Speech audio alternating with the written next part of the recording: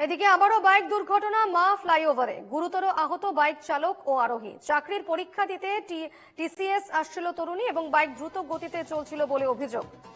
আবারও দুর্ঘটনা মা ফ্লাইওভারে গুরুতর আহত বাইক চালক এবং আরোহী। চাকরির পরীক্ষা দিতে যাওয়ার সময় এই দুর্ঘটনা। আমাদের সঙ্গে এই মুহূর্তে টেলিফোনে রয়েছেন প্রতিনিধি সুস্মিত মজুমদার। সুস্মিত, এই মুহূর্তে কি তথ্য পাচ্ছ?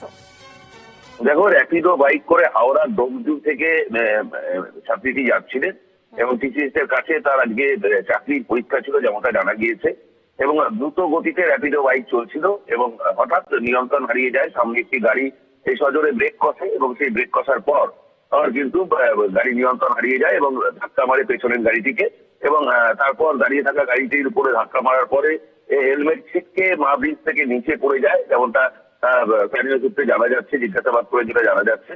এবং পরবর্তীকালে তাকে রুই জেনারেল যে বেসরকারি হাসপাতাল, বাইপাসের ধারে একটি বেসরকারি হাসপাতালে নিয়ে যাওয়া হয় এবং যে বাইক চালক তাকেও এসএসকেএম হাসপাতালে ভর্তি করা হয়েছে।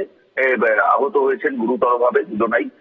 তবে এই যে বেপরোয়া গাড়ি চালানো, এটা নিয়ে কিন্তু একাধিকবার পুলিশ এটাকে কন্ট্রোল করছে। সিসি ক্যামেরা বসানো রয়েছে, স্পিড ব্রেকার বসানো রয়েছে, প্রতি 100 মিটার পর পর পুলিশ মোতায়েন করে রাখা হয়েছে মা ব্রিজে।